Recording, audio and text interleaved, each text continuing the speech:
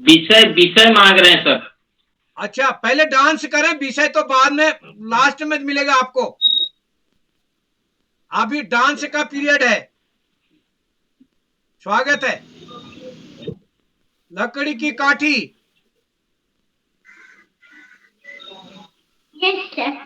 लकड़ी की काठी, काठी का घोड़ा, घोड़े की तुम पर मारा हथौड़ा, दड़ा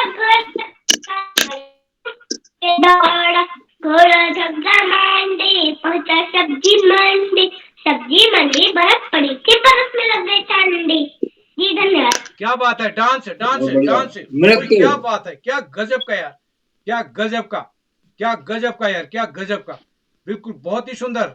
वही, जी जी जी जी, क्या बात है। आज नेट काम नहीं कर रहा, जा रहा हिल रहा ज्यादा।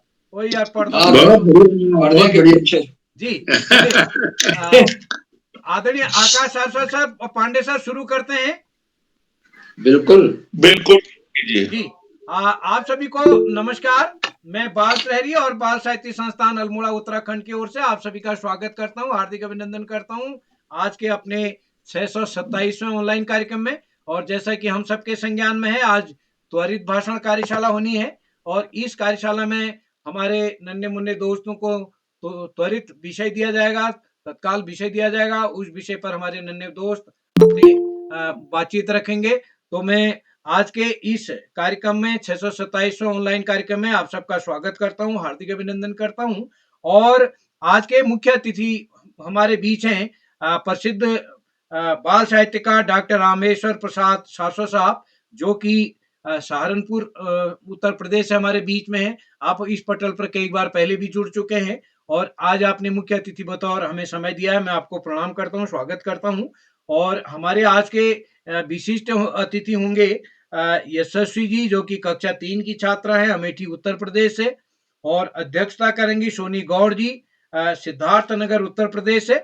और संचालन करेंगे हमारी दोस्त मंत्रिता शर्मा जी, जो कि कक्षा 4 की छात्रा है, new Aurobindo public school Gwalior से हमारे बीच हैं।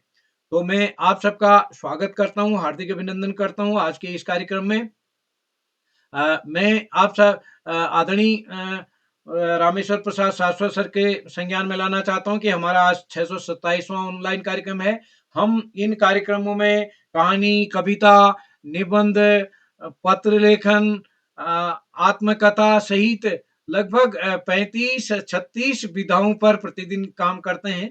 कल हमारा कहानी वाचन कार्यशाला था, जिसमें बच्चों ने कहानी सुन करके अपनी प्रतिक्रिया दी थी।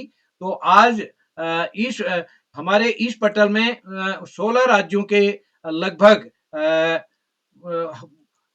2100 बच्चे जुड़े हुए हैं। और ये बच्चे जो हैं हमारे अपने इस कार्यक्रम के लिए सहभागिता के लिए सहमति देते हैं। उसके बाद हम उनका नाम जोड़ते हैं। और करीब 1000 से अधिक बच्चे अध्यक्षता कर चुके हैं, 500 से अधिक बच्चे संचालन कर चुके हैं। इसी प्रकार विशिष्ट अतिथि बतौर भी हमारे नन्हे मुन्ने दोस्त इस कार्यक्रम में जुड़ते हैं। तो मैं एक बार पुनः आप सभी का स्वागत करते हुए इस कार्यक्रम में स्वागत करता हूं अपने इस कार्यक्रम के संरक्षक आदरणीय श्री आकाश शाश्वत सर, उप निदेशक शिक्षा विभाग उत्तराखंड, अपने बाल प्रेरी के संरक्षक श्री श्याम पलट पांडे साहब, जो कि अहमदाबाद गुजरात से हमारे बीच में हैं। और इस कार्यक्रम में हमारे साथ कई अभिभावक जुड़े हैं, जिसमें एकात्मता शर्मा जी हैं और कई गंगा आर्या जी हमारे बीच हैं और कई साथी हैं। तो मैं सबका स्वागत करता हूं, जितने भी शिक्षक, अभिभावक, साहित्यकार हमारे इस पटल पर जुड़े हैं, मैं सबका स्वागत करता हूं। और आज के इस कार्यक्रम का प्रारंभ करने के लिए मैं मंच सौंपता हूं मंत्रिता शर्मा जी। जुड़ चुकी हैं, मैं सोचता हूं। कक्षा 4 की छात्रा संतोष मालवी साहब जुड़ गए हैं खंडवा से, मैं स्वागत करता हूं। मंत्रिता जी, आप जुड़ चुकी हैं? मंत्रिता जी, नमस्कार। हाँ, तो मैं आपको आमंत्रित करता हूँ। उससे पहले मैं ये कहना चाहता हूँ कि हमारे नन्हे मुन्ने दोस्त त्वरित यानी तत्काल दिए हुए विषय पर सबको बोलना है। और तत्काल विषय पर जब भी हम कोई भी बोले, हमने एक बार जब भी हम किसी बारे में बोले, तो उसकी प्रस्तावना, उसके रूपरेखा, उसके प्रकार, उसका अगर मेरी मम्मी पर कभी बोलना होता है तो कम से कम मम्मी का नाम तो बोलना जरूर बोलना चाहिए, या दोस्त के बारे में बोलना चाहें या मेरे प्रिय शिक्षक के बारे में बोलना है तो सबसे पहले उनके बारे में बोलना चाहिए, फिर उनके गुण अवगुण या लाभ हानि और उनका अपना अलग क्या है, यानी निबंध के जो हम निबंध बोलते हैं उसी टाइप का कहीं न कहीं बोलना है। और इन त्वरित भाषण में विषय उसी समय दिया जाता है, तो इसलिए विषय को सोच समझ करके बोलना है। और अब तो हमारे साथी सब सीख चुके हैं, आदरणीय शाश्वत सर और श्याम प्रसाद पांडे जी कहते हैं कि आप कुछ विषय की तैयारी कर लीजिए, दूसरे विषय भी लगभग उसी टाइप के होंगे, तो आशा है हमारे दोस्त इस बात को ध्यान रखेंगे। तो मैं मंच सौंप रहा हूँ अपनी दोस्त मंत्रिता जी को। स्वागत है दोस्त। जी, सर्वेभ्यः नमो नमः। ॐ अज्ञानतिमिरान्धस्य ज्ञानाञ्जनशलाकया चक्षुरुन्मीलितं येन तस्मै श्रीगुरुवे नमः। श्रीचैतन्यमनोभीष्टम्। एक बार फिर से सभी को नमस्कार। जैसा कि आज बाल प्रहरी का 627वां ऑनलाइन कार्यक्रम है और आज त्वरित भाषण कार्यशाला रखी गई है। तो हमारे आज के कार्यक्रम के मुख्य अतिथि हैं डॉक्टर रामेश्वर प्रसाद सारस्वत जी। आप साहित्यकार हैं सहारनपुर उत्तर प्रदेश से। आपका मैं स्वागत करती हूँ, वंदन करती हूँ, अभिनंदन करती हूँ एवं आपको नमस्कार। हमारे आज के कार्यक्रम की विशिष्ट अतिथि हैं मेरी छोटी बहन यशस्वी। आप कक्षा 3 की छात्रा हैं से आनंद राम जयपुरिया स्कूल से। आपको मेरा नमस्कार। आप भी उत्तर प्रदेश से हैं। हमारे आज के कार्यक्रम की अध्यक्षता कर रही हैं मेरी बड़ी दीदी सोनी कौर। आप कक्षा 8 की छात्रा हैं। आप कस्तूरबा गांव आबह विद्यालय से हैं। आपको नमस्कार एवं आपका स्वागत, वंदन, अभिनंदन। श्री आकाश सारस्वत जी, आप उप निदेशक शिक्षा विभाग उत्तराखंड से हैं। आपको मेरा नमस्कार एवं आपका स्वागत, वंदन, अभिनंदन। श्री श्याम प्रसाद पांडे जी, आप बाल प्रहरी के संरक्षक हैं। आपको मेरा नमस्कार एवं आपका स्वागत, वंदन एवं अभिनंदन। डॉक्टर अशोक कुमार नेगी जी, आप चैट बॉक्स के माध्यम से हम बच्चों का मनोबल बढ़ाते हैं, इसके लिए आपका बहुत बहुत धन्यवाद और मैं आपको नमस्कार करती हूँ। आपका स्वागत, वंदन, अभिनंदन एवं बाल प्रहरी में उपस्थित सभी वरिष्ठ जनों।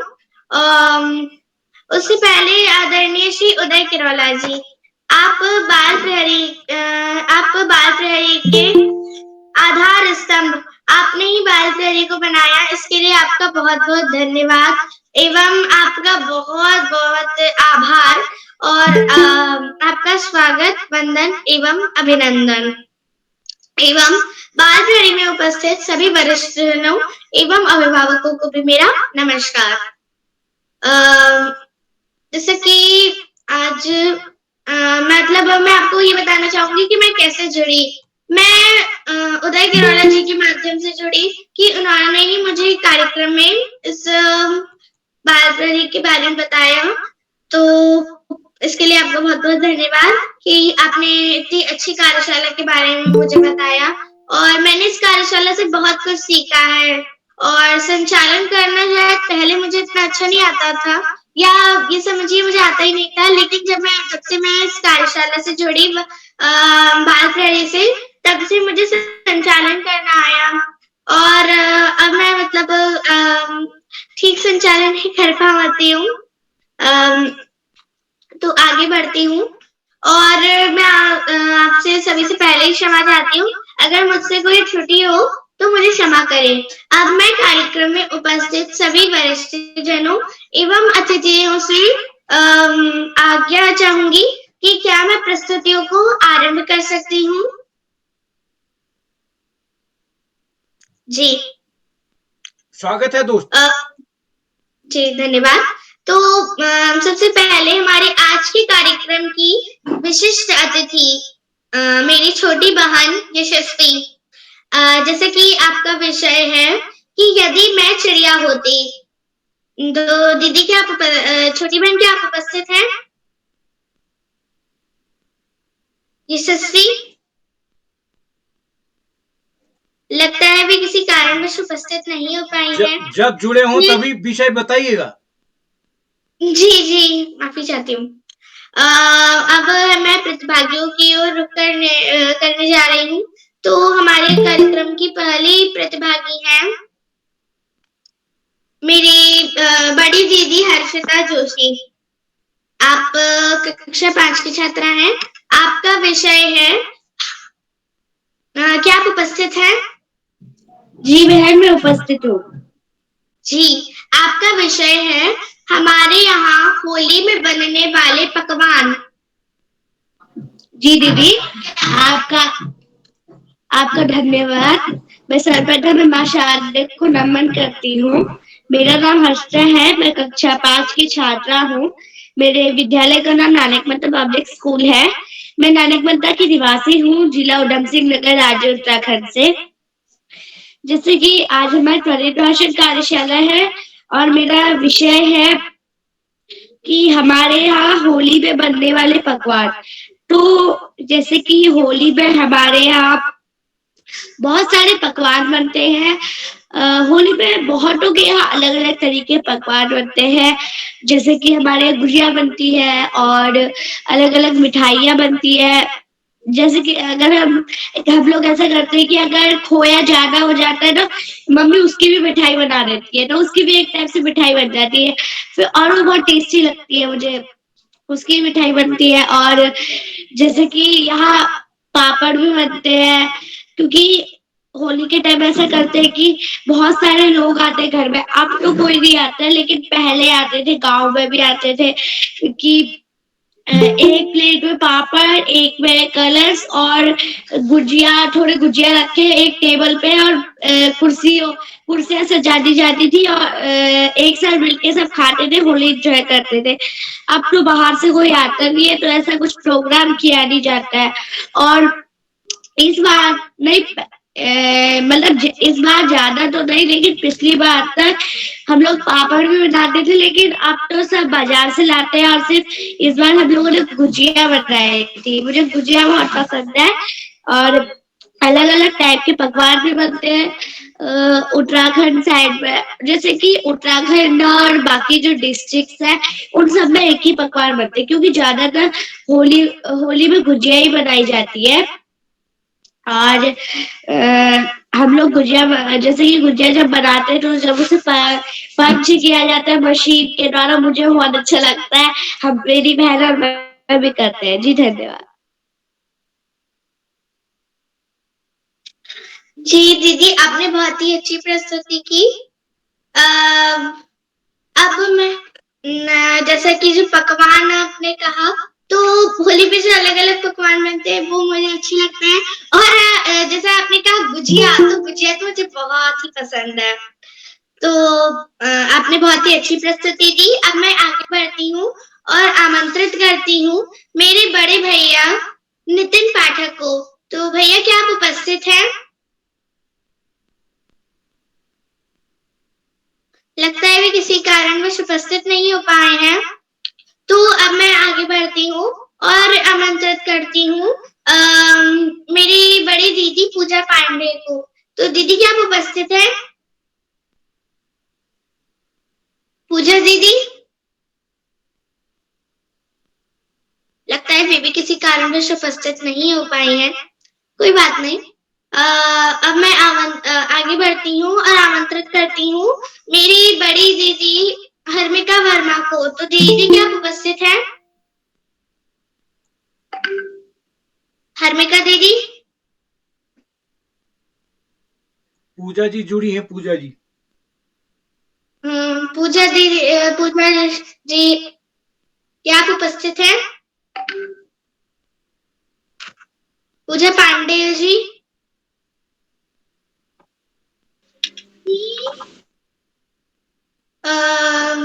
जी आपका स्वागत है। पूजा पांडे जी।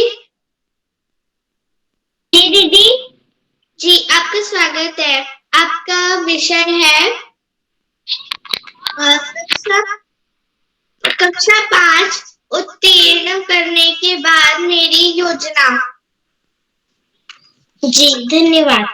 माँ शारदे को नमन करते हुए आप सभी गुरुजनों को मेरा प्रणाम एवं मेरे सभी भाई बहनों को मेरा स्नेह भरा प्यार। मेरा नाम पूजा पांडे है। मैं कक्षा 5 की छात्रा हूँ। मेरे स्कूल का नाम राजकीय आदर्श प्राथमिक विद्यालय सोमेश्वर जिला अल्मोड़ा राज्य उत्तराखंड है। जैसे कि मेरा विषय है दीदी, क्या आप विषय दोबारा रिपीट कर देंगी? जी, कक्षा 5 उत्तीर्ण करने के बाद मेरी योजना। जैसे कि मेरा विषय है कक्षा 5 उत्तीर्ण करने के बाद मेरी योजना। जैसे कि मैं अभी कक्षा 5 में हूँ, फिर मैं जीजीआईसी चली जाऊंगी, तो मुझे यह लगता है कि हमारे स्कूल में ही 12 तक होता तो हम वहीं पढ़ लेते, पर जहाँ जीजीआईसी है वहाँ और भी अच्छा स्कूल है, वहाँ हमें गणित की शिक्षा दी जाएगी और हिंदी की शिक्षा दी जाएंगी। सभी प्रकार के वहाँ विषय होंगे और हमारे स्कूल में तो 5 विषय है, पर ऐसा लगता है हम अपने स्कूल में ही रहने का।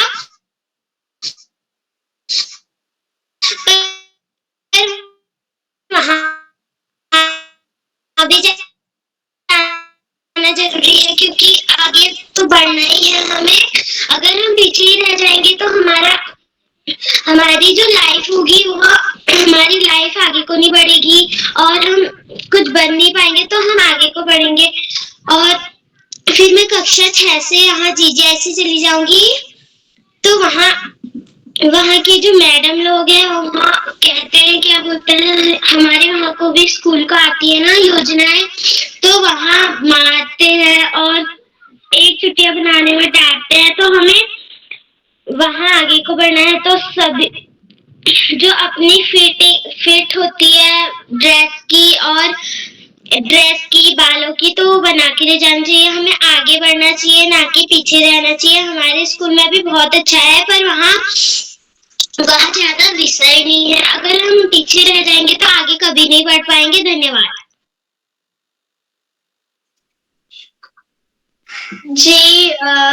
जी दीदी, आपने जो आगे सोचा है उसकी आपको अग्रिम ढेर सारी शुभकामनाएं पूरे बाल प्रेरी की तरफ से। अब मैं आगे बढ़ती हूँ और आमंत्रित करती हूँ मेरी बड़ी दीदी हर्मिका वर्मा को। तो क्या आप उपस्थित हैं?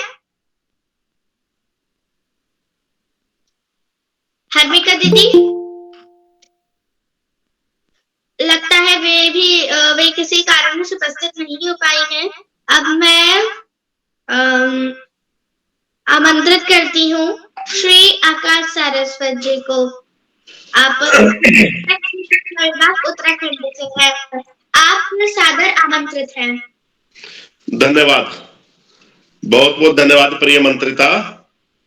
बाल प्रहरी के 700वें पड़ाव की तरफ बढ़ती हुई कार्यशाला में, जो कि त्वरित भाषण पर आधारित है, कार्यशाला के विशिष्ट अतिथि के रूप में वरिष्ठतम बाल साहित्यकार श्री रामेश्वर प्रसाद सारस्वत जी, विशिष्ट अतिथि के रूप में प्रिय यशस्वी, और कार्यक्रम में अध्यक्षता कर रही प्रिय सोनिका, इस कार्यक्रम में बेहतरीन संचालन कर रही प्रिय मंत्रिता, इस कार्यक्रम के कर्ता धर्ता रीढ़ की हड्डी और अनासक्त कर्मी योगियों में अग्रणी निरंतर बाल हित चिंतक श्री उदय किरोला जी, परम सम्मानित श्री श्याम पलट पांडे जी, सुमित जी, अशोक जी, उमेश गंगा, नीलम, किरण सहित समस्त विद्वान शिक्षक गण, विदुषी शिक्षिकाएं, अतिथिगण, अभिभावक गण, साहित्यकार गण, समाज सेवी गण, अन्य सुधीजन एवं प्रिय बच्चों।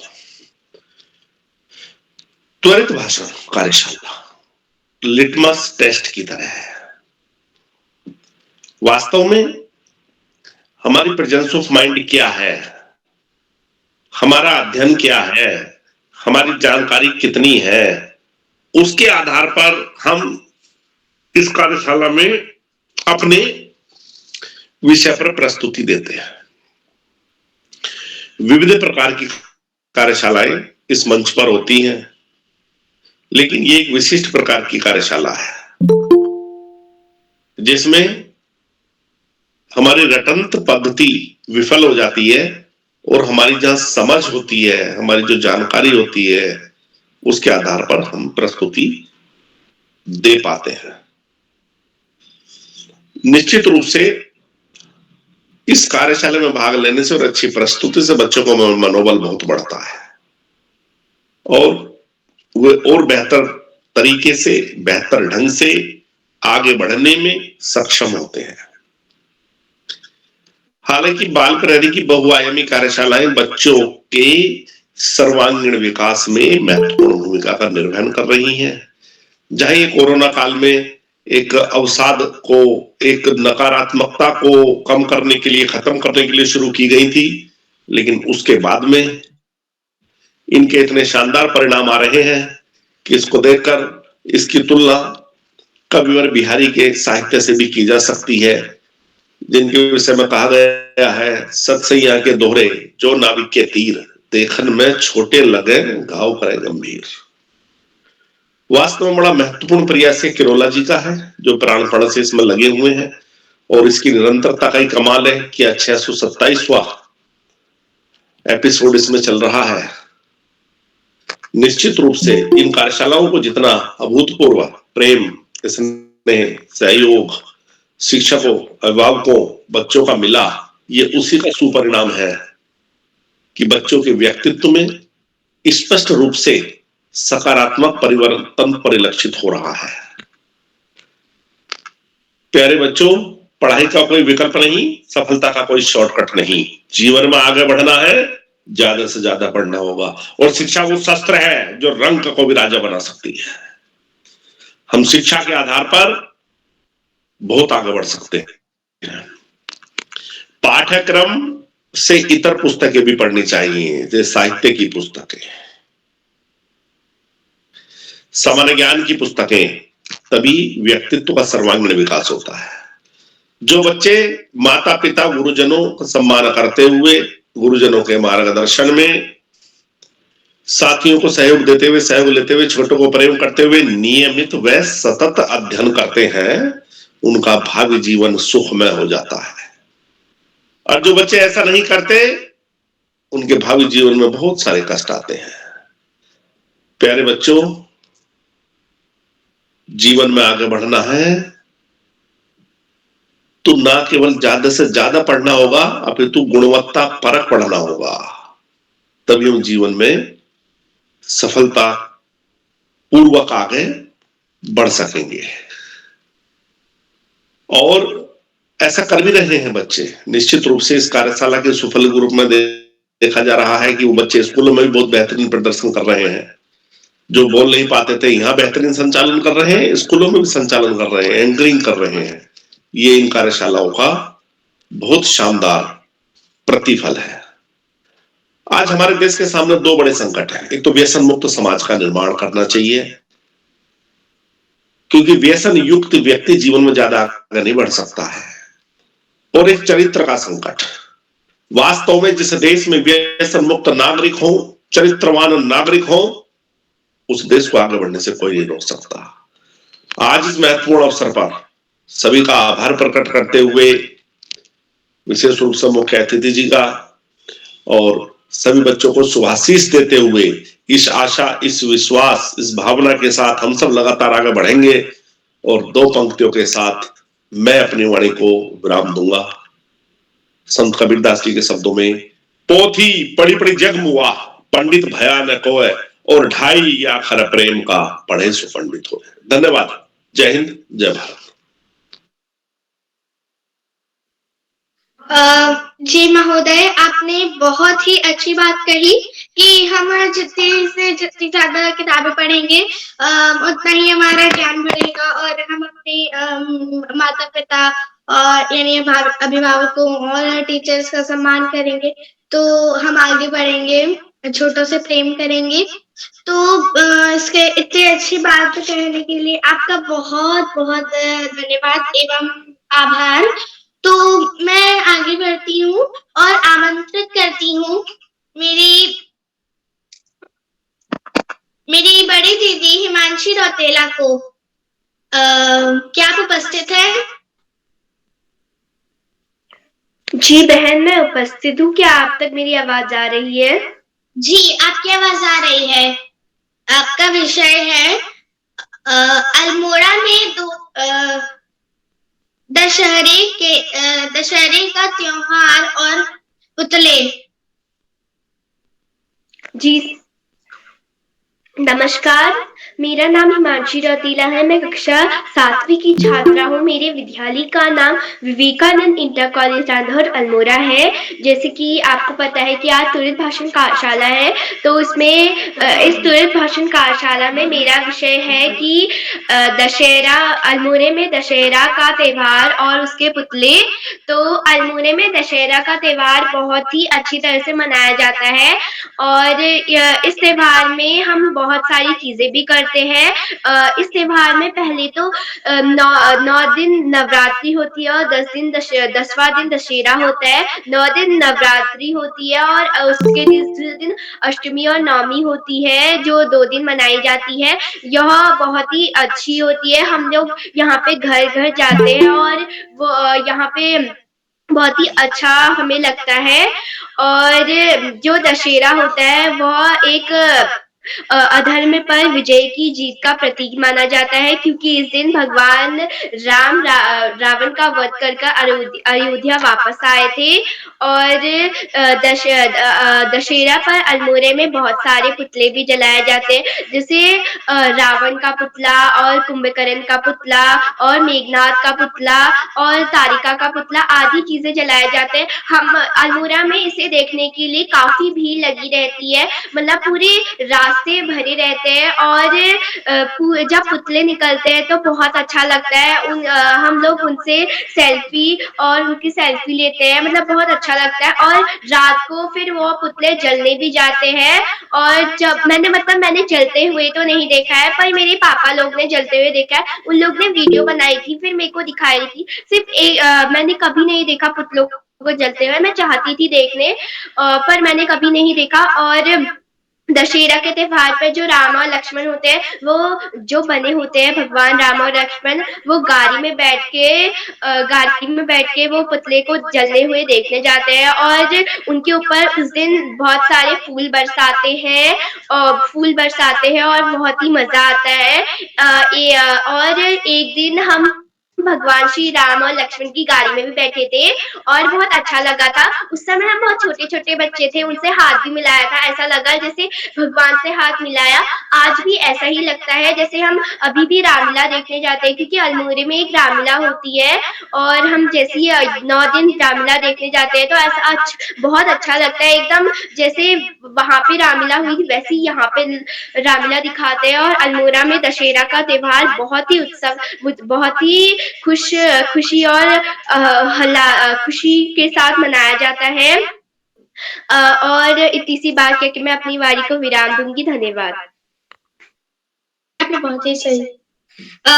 जी दीदी, आपने बहुत ही अच्छी प्रस्तुति दी अपने विषय पर। इसके लिए आपका बहुत बहुत धन्यवाद। और जैसा कि मुझे भी मतलब दशहरा का त्योहार बहुत अच्छा लगता है, क्योंकि उसमें जो बुराई पर अच्छाई की जीत होती है। यानी जब भगवान श्री राम अधर्मी रावण का विनाश करते हैं, तो मुझे बहुत अच्छा लगता है। जय श्री राम। इतनी अच्छी प्रस्तुति के लिए आपका धन्यवाद। तो अब मैं आगे बढ़ती हूँ और आमंत्रित करती हूँ मेरी बड़ी दीदी प्रियांशी बिष्ट को। तो क्या आप उपस्थित है दीदी? जी बहन, मैं उपस्थित हूँ। जी, आपका विषय है मेरी प्रिय शिक्षिका। धन्यवाद। माँ सरस्वती को मेरा प्रणाम। इस बाल प्रहरी में जुड़े हुए सभी गुरुजनों को मेरा प्रणाम एवं मेरे सहपाठी भैया बहनों को मेरा प्रणाम। मेरा विषय है मेरी प्रिय शिक्षिका।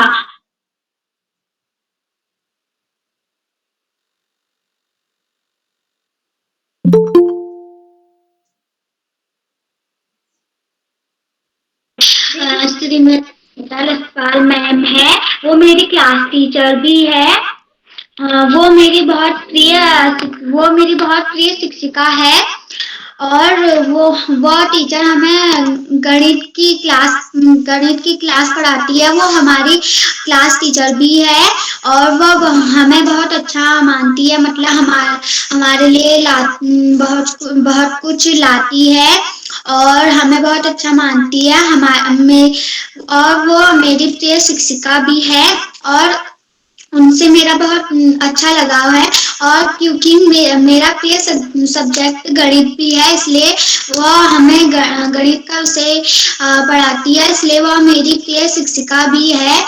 और वो बच्चों को बहुत अच्छा मानती है और वह हमारे स्कूल में कई बच्चों की प्रिय शिक्षिका है। हमें वे बहुत अच्छा मानती है और वो हमें गणित का विषय भी बहुत अच्छा पढ़ाती है।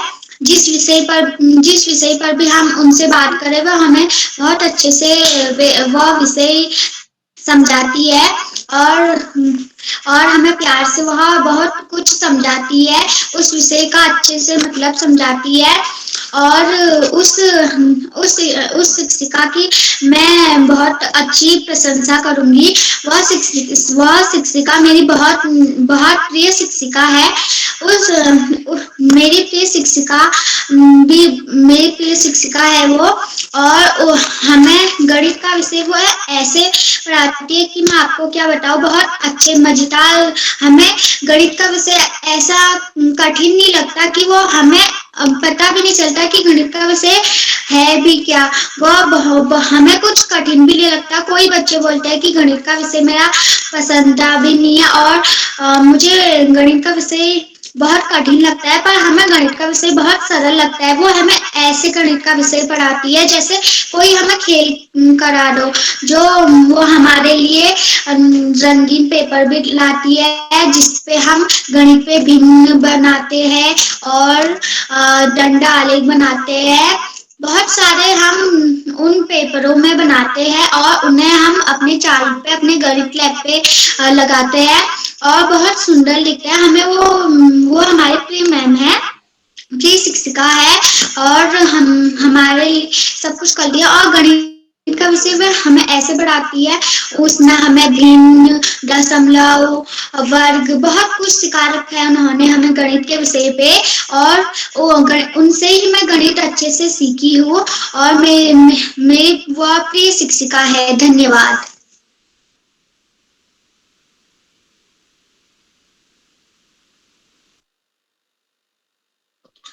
जी दीदी, आपने बहुत ही अच्छी प्रस्तुति दी और आपने बिल्कुल सही कहा गुरु के बारे में, क्योंकि गुरु के बारे में तो कबीरदास जी ने कहा है कि गुरु कुम्हार शिष्य कुंभ है, गुरु कुम्हार शिष्य कुंभ है, गढ़ गढ़ काहे खोद, अंदर हाथ सहाय दे, बाहर मारिए चोट। मतलब जो गुरु होते हैं वो एक कुम्हार के समान होते हैं और हम एक मिट्टी के समान होते हैं। तो गुरु जो होता है वो जो मिट्टी होती है उसमें छोटे छोटे से कंकड़ होते हैं, उन्हें पूरा हटा के और ऐसे अंदर हाथ रख के जो एक सुंदर सा मटका होता है उसे बाहर से सुंदर सा सजाते हैं, डिजाइनिंग देते हैं। लेकिन उसको बनाने के लिए वो अंदर से तो हाथ को सहायता देते हैं, लेकिन बाहर से चोट मारते हैं। अब ऐसा तो नहीं हो सकता कि सिर्फ अंदर से हाथ सहायता ही दे और बाहर से चोट ना मारे। और या ये भी नहीं हो सकता कि बस छोटी चोट मारे, अंदर से हाथ सहायता नहीं दे। जो गुरु होते हैं वो हमारे गुण और अवगुण दोनों को देखते हैं और फिर हमारे चरित्र के निर्माण करने में हमारी सहायता करते हैं। तो अब मैं आगे बढ़ती हूँ और आमंत्रित करती हूँ मेरे छोटे भाई ध्रुव अंडोला को, जो क्या आप उपस्थित हैं? जी दीदी, मैं उपस्थित हूँ। जी, आपका बहुत बहुत स्वागत है। आपका विषय है मेरा प्रिय भोजन।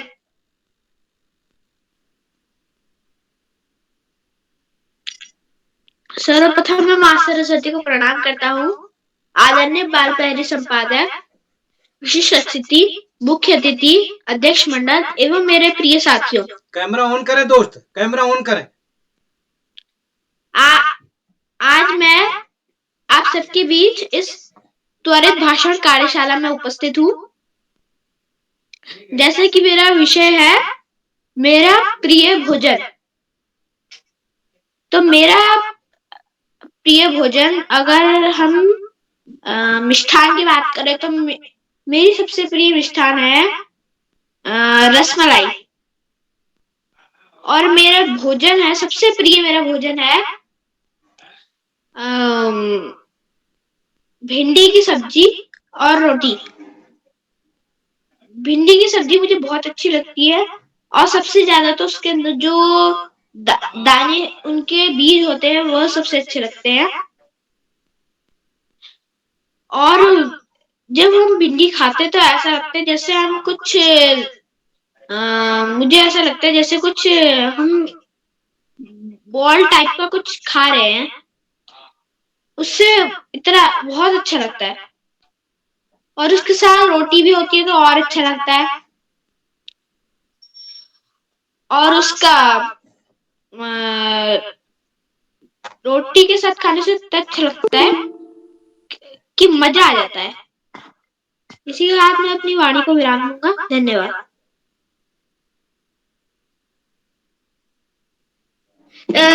जी छोटे भाई, आपने बहुत ही अच्छी प्रस्तुति दी। और जैसा कि मेरा प्रिय भोजन है, जो आपने कहा कि भिंडी की सब्जी और रोटी, और अगर भिंडी की सब्जी के साथ दाल चावल मिल जाए तो और भी अच्छा लगता है। मैंने तो और मुझे दाल रोटी बहुत पसंद है। मैंने अपने जन्मदिन पर, ये थोड़ी सी छपने वाली बात होगी, लेकिन मैंने अपने जन्मदिन पर पाव भाजी भी नहीं, मेरे को सबसे प्रिय है दाल रोटी, तो मैंने वही बनवाई थी नानी से। अब मैं आगे बढ़ती हूँ और आमंत्रित करती हूँ इन चंद पंक्तियों के साथ हमारे आज के कार्यक्रम की मुख्य अतिथि को। ले रोली तिलक चंदन, ले रोली तिलक चंदन करती हूँ मैं हमारे आज के मुख्य अतिथि जी आपका अभिनंदन। करती हूँ मैं हमारे आज के मुख्य अतिथि जी आपका अभिनंदन। तो आप सादर आमंत्रित हैं।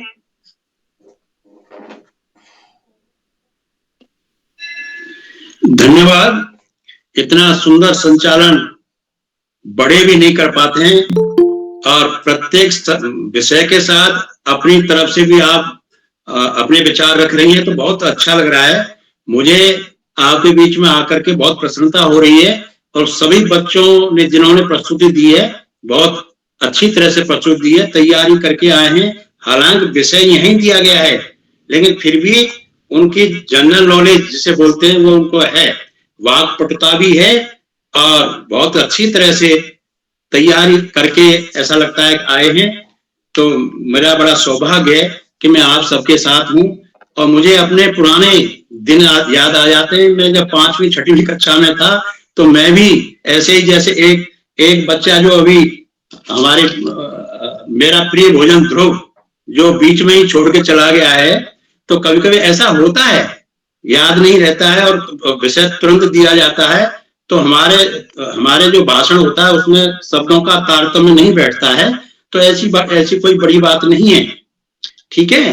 तो आगे से बच्चे बहुत तैयारी करके आएगा, मेरा ऐसा विश्वास है, और अच्छी तरह से प्रस्तुति देगा। मैं चाहता हूं कि ऐसे ही ये पटल दिनों दिन तरक्की करता रहे और सब बच्चों को जोड़ता रहे। निश्चित ही इसमें जो सामान्य ज्ञान है वो तो बढ़ता ही है, लेकिन हमें अपनी अध्ययन करने की प्रवृत्ति भी हमें आती है।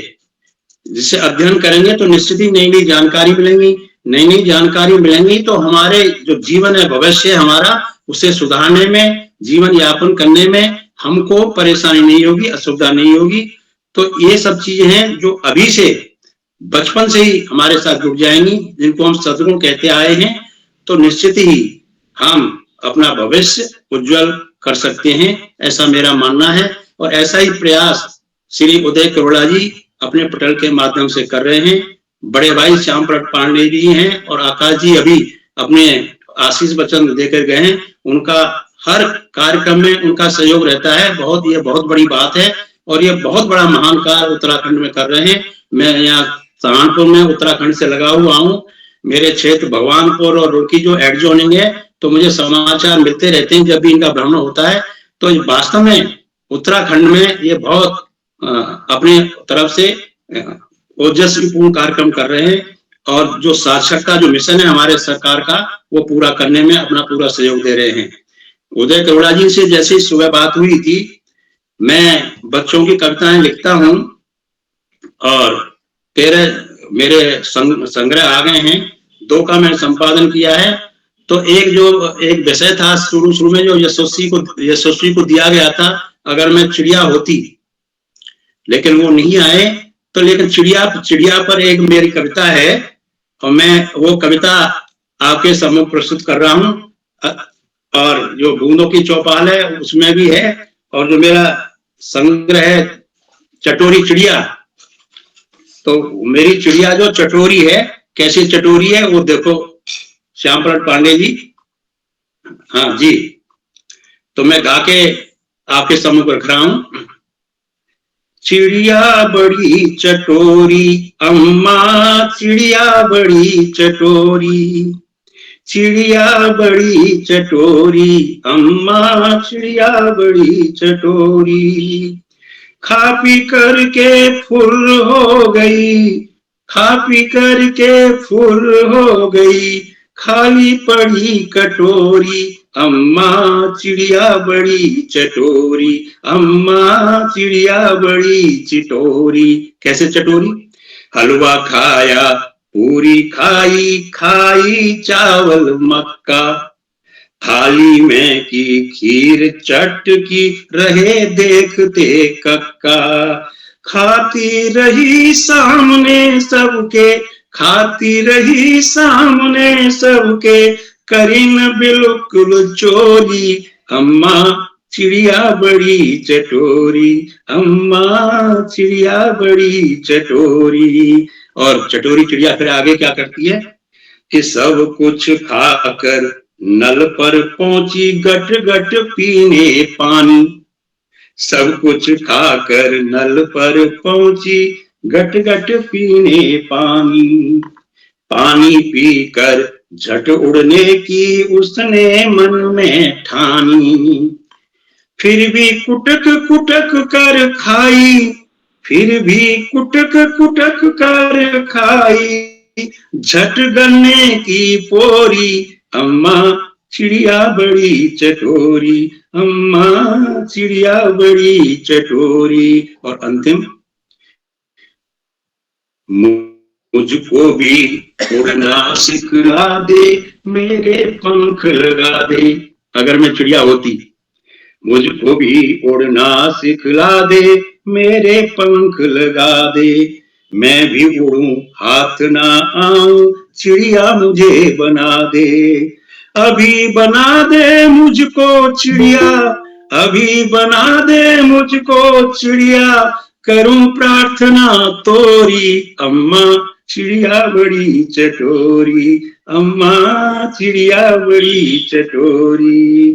खा पी करके फुर हो गई, खा पी करके फुर हो गई, खाली पड़ी कटोरी अम्मा, चिड़िया बड़ी चटोरी अम्मा, चिड़िया बड़ी चटोरी।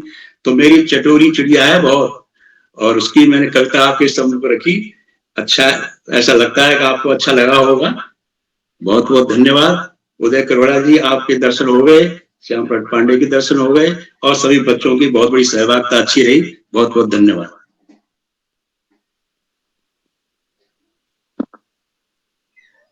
जी, आपका बहुत बहुत आभार कि आपने हम बच्चों को इतनी अच्छी चिड़िया के ऊपर कविता सुनाई।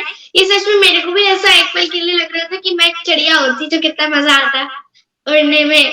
तो मैंने भी एक कविता बनाई आपकी सुनते सुनते कि चिड़िया रानी बड़ी सयानी, चिड़िया रानी बड़ी सयानी, करती है तू क्यों मनमानी, करती है तू क्यों मनमानी। पीती रहती ठंडा पानी, पीती है तू ठंडा पानी, चिड़िया रानी बड़ी सयानी, चिड़िया रानी बड़ी सयानी। आपका बहुत बहुत बढ़िया, आभार, बहुत बढ़िया, बहुत बढ़िया। धन्यवाद। तो अब मैं आगे बढ़ती हूँ और आमंत्रित करती हूँ मेरे बड़े भैया मुस्ताकिन शेख को। तो भैया क्या आप उपस्थित हैं? जी बहन, मैं उपस्थित हूँ। जी भैया, आपका बहुत बहुत स्वागत है। आपका विषय है मुझे ऐसे लोगों से नफरत है जो समाज को जाति व धर्म के नाम पर बांटते हैं। फिर से एक बार बताइएगा। मुझे ऐसे लोगों से नफरत है जो समाज को जाति व धर्म के नाम पर बांटते हैं।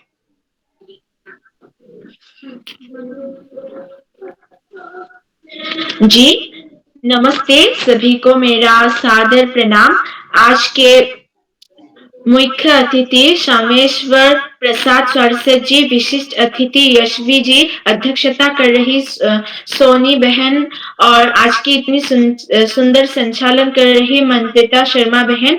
और मंत्रिता शर्मा बहन की उन्होंने पहले भी संचालन किया है, बहुत सुंदर संचालन। समूह प्रतिभागी बाल प्रहरी के संपादक उदय किरोला सर जी, संरक्षक, सभी को मेरा प्रणाम। और आज का मेरा विषय है, मुझे ऐसे लोगों से बहुत नफरत आता है जो समाज में हमें जाति धर्म से भेद करते हैं। हाँ, विषय बहुत सुंदर है, मेरा भाग में विषय बहुत सुंदर आया है। क्या होता है हमारे जो अभी चल रहा है, अभी तो ज्यादा चल रहा है कि तुम हिंदू हो, तुम क्रिश्चियन हो, तुम मुसलमान हो, सभी से हमको बांट दिया जाता है। समाज में बांट दिया जाता है कि तुम ये नहीं कर सकते, वो नहीं कर सकते। तुम आज हमारे संविधान भारत को स्वाधीन स्वतंत्रता होने के इतने बाद भी, हो जाने के इतने वर्ष बाद भी हमारा ये भाव आज भी समाज से नहीं गया है कि तुम ये नहीं कर सकते हो, वो नहीं कर सकते हो। और ये क्या होता है, ये जब गांव के लोगों में ज्यादा होता है, शहर में भी होता है, लेकिन गांव में ये ज्यादा होता है कि तुम ऐसे नहीं कर सकते। तो ये करना नहीं चाहिए। हमें सभी को एक समान देखना चाहिए, हमें सभी को एक समान देखना चाहिए कि एक कार्यशाला है या अनुष्ठान है, उसमें सिर्फ हिंदू लोग ही पार्टिसिपेट कर सकते हैं या मुसलमान लोग ही वहां पर केवल पार्टिसिपेट कर सकते हैं।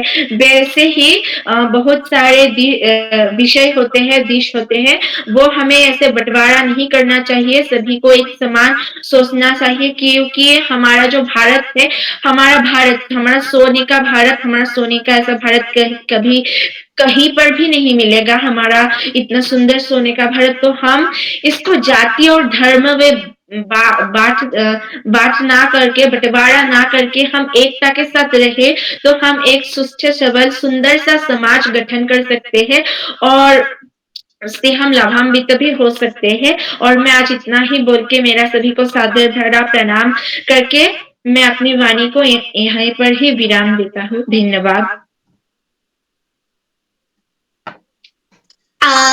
जी भैया, आपने बहुत ही अच्छी प्रस्तुति दी और आपने बिल्कुल सही कहा कि जैसा APJ अब्दुल कलाम जी, उन्होंने हमारे लिए, हमारे देश के लिए, उन्होंने किसी जाति धर्म के लिए नहीं बनाई मिसाइल। ब्रह्मोस नगरी किसी जाति व धर्म के लिए नहीं बनाई मिसाइल, बल्कि उन्होंने पूरे भारत के लिए, पूरे राष्ट्र के लिए एक मिसाइल बनाई। वैसे अशफाक उल्लाह खान जी, जिन्होंने देश की आजादी में हमारी सहायता की थी। और ऐसी मुझे चंद पंक्तियां याद आती हैं कि विराट सागर समाज अपना, विराट सागर समाज अपना, हम सब इसके मोती हैं, हम सब इसके मोती हैं, खून रगों में एक हमारी, खून रगों में एक हमारी, ईश्वर की हम ज्योति हैं, ईश्वर की हम ज्योति हैं। अपनी बहुत ही अच्छी प्रस्तुति दी। तो अब मैं आगे बढ़ती हूँ और आमंत्रित करती हूँ मेरी बड़ी दीदी कुमारी सृष्टि आर्या को। तो दीदी क्या आप उपस्थित हैं? जी बहन, मैं उपस्थित हूँ। दीदी आपका बहुत बहुत स्वागत है। आपका विषय है नशे की आदत बहुत खतरनाक होती है। ये मेरा वैसे मन पसंदीदा विषय है। जी दीदी, आपका बहुत बहुत धन्यवाद। माँ शारदे के चरणों में नमन करती हूँ। मेरा नाम सृष्टि आर्या है। मैं कक्षा 7 की छात्रा हूँ और भूगोल पब्लिक स्कूल की विद्यार्थी हूँ। मैं झांसी उत्तर प्रदेश की निवासी हूँ। जैसे कि आज का मेरा विषय है नशे की आदत बहुत खराब है। दीदी, क्या यही मेरा विषय है? मंत्रिता दीदी, क्या यही मेरा विषय है? जी, आपका विषय है नशे की आदत बहुत खतरनाक होती है। जी, तो जैसे कि हम सभी देखते हैं कि हमारे इस स्वतंत्र भारत में ऐसे कई फैक्टर्स हैं जिससे हमारा भारत पीछे की ओर ढकेल रहा है, और इसमें एक फैक्टर आता है नशा। बहुत सारे लोग नशा करते हैं और शराब भी पीते हैं, जिससे हम देखते हैं कई एक्सीडेंट्स होते हैं। हाँ, अभी हाल ही में हमारे झांसी में एक एक्सीडेंट हुआ कि रात को 11:30 बजे कोई ट्रक ड्राइवर ने नशे की हालत में वह ट्रक चला रहे थे और फिर रेलवे क्रॉसिंग पे उन्होंने स्पीड में ट्रक उन्हें चलाया और फिर रेलवे क्रॉसिंग तो नुकसान हुआ ही, बल्कि उनका ट्रक भी टूट गया और फिर वो रात के 11:30 बजे उस ट्रक से बाहर निकल गए और फिर अभी तक पता नहीं चला वो कौन है। और उसके अगले दिन ही जब मैं स्कूल से आ रही थी तो मैंने देखा कि रेलवे क्रॉसिंग की मरम्मत चल रही थी। तो हम देख सकते हैं कैसे नशे की वजह से कैसे प्रॉपर्टी को भी, गवर्नमेंट प्रॉपर्टी को कितना नुकसान होता है। लोग यह नहीं समझते कि वे अपनी छोटी छोटी खुशियों के लिए अपने देश को पीछे करते हैं और यह नहीं सोचते कि अगर वे ये सब छोड़ दें तो कैसे देश का भला हो सकता है। और अक्सर हम पब्लिक को दोष देते हैं कि पब्लिक ने नशा करा और फिर उसके बाद बहुत सारे लॉस हुए हमारी गवर्नमेंट को, लेकिन जितनी भी शराब की दुकानें हैं और ड्रग्स की दुकानें हैं, इन सब दुकानों को भी बंद करवाना चाहिए हमारी सरकार को, लेकिन ऐसा नहीं होता। मैंने सुना है कि इन सब दुकानों से बहुत ज्यादा इंटरेस्ट आता है और सरकार को फायदा होता है, लेकिन हो सकता है यह बात गलत हो, लेकिन मैंने यही बात सुनी है कि इन दुकानों से बहुत फायदा होता है, लेकिन बहुत सारी जगहों पर इन दुकानों को बंद भी करवाया जा रहा है। ये बहुत अच्छा कदम उठाया जा रहा है, लेकिन नशे की आदत बहुत ही खतरनाक होती है। हम देखते हैं कैसे नशे में बहुत सारे लोग सड़क पर निकल जाते हैं और लोगों को तंग करते हैं, क्योंकि उस समय वे होश में नहीं रहते। जो नशा होता है वो हमारे दिमाग में ऐसा असर करता है कि हम दोबारा उसको लेने के लिए उत्सुक रहते हैं कि हमें यह दोबारा लेना है, लेकिन यह नहीं समझ पाते कि ये कितना खतरनाक है। नशे की वजह से बहुत से लोगों की किडनीज भी खराब हो जाती हैं और हम देखते हैं कैसे बहुत सारे नेक लोग, कुछ लोग अपनी किडनी डोनेट कर देते हैं और उन लोगों के वह काम आती है। लेकिन अगर हम इस प्रॉब्लम को रोक दें तो ऐसा कुछ करने की जरूरत ही नहीं पड़ेगी। पता नहीं लोग क्यों सोचते हैं कि अगर वे, बहुत सारे लोग दुखी होते हैं तो वो शराब पी लेते हैं। इसका मुझे लॉजिक समझ में नहीं आता। कुछ अगर आप दुखी हैं तो प्रॉब्लम को फिक्स करना चाहिए, आप नशा क्यों ले रहे हैं? ऐसे बहुत सारे लोग होते हैं, लेकिन अब हम सबको नहीं समझा सकते। जैसे कि बहुत बार जो नेता लोग होते हैं वो भाषण भी देते हैं कि नशे की बीमारी को रोकना चाहिए, लेकिन लोग नहीं समझते। हम नारे तो बहुत लगाते हैं, लेकिन अगर किसी को देखते हैं कि यह इंसान नशा कर रहा है तो कभी हाल के हाल एक्शन नहीं लेते कि अगर वह इंसान हमें नशे में दिख रहा है तो उसको समझाएं कि आपको ऐसा नहीं करना चाहिए। हम हाल के हाल एक्शन नहीं लेते। हम भाषण सुनने के बाद घर पे तो आके 2 घंटे के लिए बहुत मोटिवेट हो जाते हैं कि हाँ, अब से हम ऐसे ही करेंगे, अब से हमें कुछ भी गलत होते हुए दिखेगा हम उसे रोकेंगे, लेकिन फिर 3-4 दिनों बाद उसका असर कम हो जाता है। इस पर हम खुद को भी दोष नहीं दे सकते इतना कि ये हमारी गलती है। हाँ, हमारी गलती है, लेकिन जो लोग नशा करते हैं उनको भी समझना चाहिए। बहुत सारे बच्चे अक्सर ऐसे न्यूज में आता है कि बच्चे स्कूल से आ रहे थे और कुछ इंसान थे जिनने नशा कर रखा था और वो लोग बच्चों को परेशान कर रहे थे। बच्चों पर कितना बुरा असर पड़ा होगा इस चीज के लेकर, वह उन लोगों को समझ में नहीं आया होगा जो नशा कर रहे थे, बच्चों को समझ में आया होगा। इसलिए कभी भी हमें ऐसा होते हुए दिखे इसको रोकना चाहिए, ज्यादा से ज्यादा कदम उठाना चाहिए और हमें यह समझना चाहिए कि नशे की आदत बहुत ही ज्यादा खतरनाक होती है। लोग सोचते हैं कि वो थोड़ा सा नशा कर लेंगे तो कुछ नहीं होगा, लेकिन थोड़े से में ही बहुत कुछ जाता है, हमें पता नहीं चलता। थोड़ा थोड़ा करके हम एक हाई लेवल पे पहुंच जाते हैं। हम देखते हैं किसी व्यक्ति ने नशा करा और फिर 1-2 महीने बाद उसे इतने नशे की शौक हो गया कि उसने उधार लिया नशा करने के लिए। इससे हम समझते हैं कि छोटी छोटी चीजों से कितना बड़ा नुकसान हो सकता है। यही आज की मेरी प्रस्तुति थी। धन्यवाद। जी बहन, मेरी दीदी, आपने बहुत ही अच्छा विषय, आपको बहुत ही अच्छा विषय था और उसमें आपने जो कहा बहुत ही अच्छा करा। तो जो लोग नशा करते हैं उन लोगों से मैं बस यही कहना चाहूंगी, क्योंकि देश में जो ज्यादा जो अपराध होते हैं सबसे ज्यादा वो नशा करने के कारण होते हैं, सिगरेट पीने के कारण होते हैं। और जैसा कि मैंने देखा भी है, टीवी तो सभी देखते हैं, तो टीवी के ऐड पे भी आता है, एक आजकल ऐड आ गया कि एक व्यक्ति रहता है वो नशा करता है और उसका जो धुआं निकलता है उससे एक लड़की के जो फेफड़े होते हैं वो खराब हो जाते हैं। ऐसे ही जो नशे की हालत में जो होते हैं वो भारत में सबसे ज्यादा नशे के ही कारण एक्सीडेंट्स भी हो रहे हैं। तो जो लोग नशा करते हैं मैं लोगों से ये कहना चाहूंगी कि ना नशा करो ना वार करो, ना नशा करो ना वार करो, करना है अगर तो प्यार करो, मुश्किल से मिलता है जीवन, क्या तुमको नहीं पता, क्या तुमको नहीं पता।